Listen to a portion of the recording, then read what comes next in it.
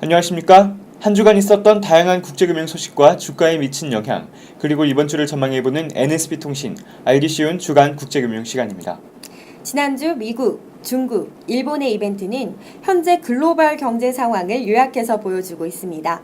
버냉키의 양적 완화 축소 시사, 잘 나가던 일본의 증시 폭락, 신흥국 대표주자인 중국의 경제지표 부진은 향후 세계 경제의 판도를 가늠할 수 있는 이벤트였습니다. 미국은 언제 브레이크를 밟을지, 그리고 제일 앞서가던 중국은 속도 조절, 일본은 엔저 부작용을 고민하고 있습니다. 이 중에서 가장 주목해야 될 이벤트는 향후 미국 통화정책과 관련된 버냉키의 발언입니다. 미국 통화당국의 통화정책 변화는 글로벌 경제나 자산 가격에 민감한 영향을 미칠 수가 있기 때문입니다. 미국이 출구 전략을 세울 것이라는 예상과는 다르게 버냉키는 섣부른 긴축은 경기 회복을 저해할 수 있다며 당분간 경기 불황적 통화 정책을 유지하겠다고 밝혔습니다. 다만 경제 상황에 따라 채권 매입 규모를 줄이거나 늘리는 것에 대비하고 있다고 언급해 경기 회복 및 물가 변수에 따라 양적 완화를 조절할 수 있음도 내비쳤습니다. 다음으로 일본 주가의 급락과 국채금리 급등, 그리고 중국의 상반기 경기 회복 수준이 시장의 기대에 미치지 못하면서 하반기에는 중국의 경제가 회복될 수 있을지 관심이 모아지고 있습니다. 지난주 이러한 이슈들이 국내 경제에는 어떠한 영향을 미칠지, 이어서 BS투자증권 이두원 상무로부터 지난주와 이번 주 국제금융 환경 변화에 대해 들어보겠습니다.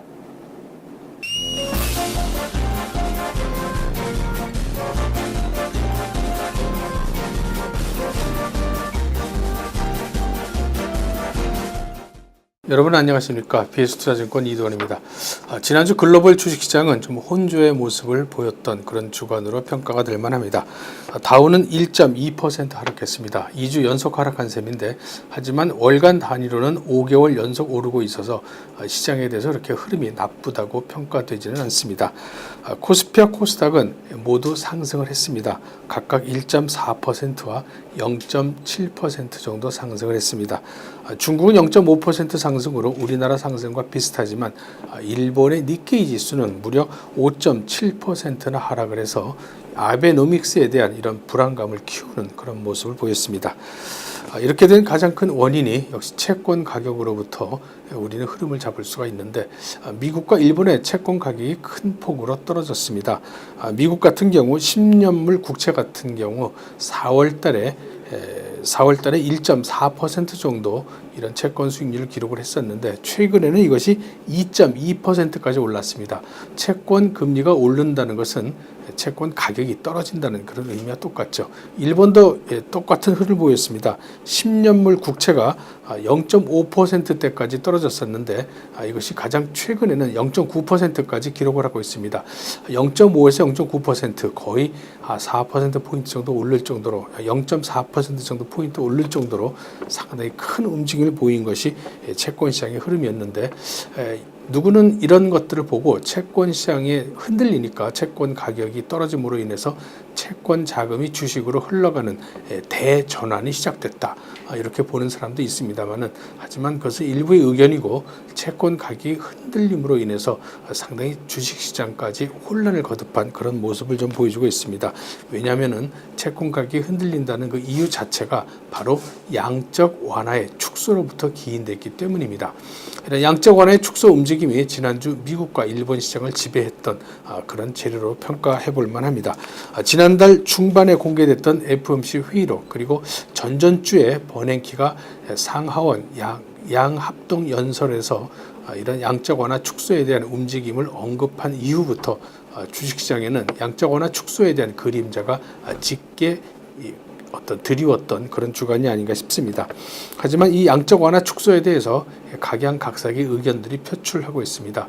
노벨 경제학상을 받았던 스티글리츠 경제학자 같은 경우 양적 완화의 시기는 조금 빠른 것이 아닌가 이런 의견을 제시를 했고 보스턴의 연준 총재는 아직은 좀 너무 빠른 거다. 오히려 경제 지표가 나빠질 경우에는 양적 완화를 확대할 필요까지 있다라고 과감한 이런 비둘기파의 대표적인 그런 발언을 했습니다. 증권업계에서는 주로 한 9월부터 12월 정도 사이에 양적 완화 축소가 시작이 될 것이다. 이렇게 전망들을 하고 있습니다.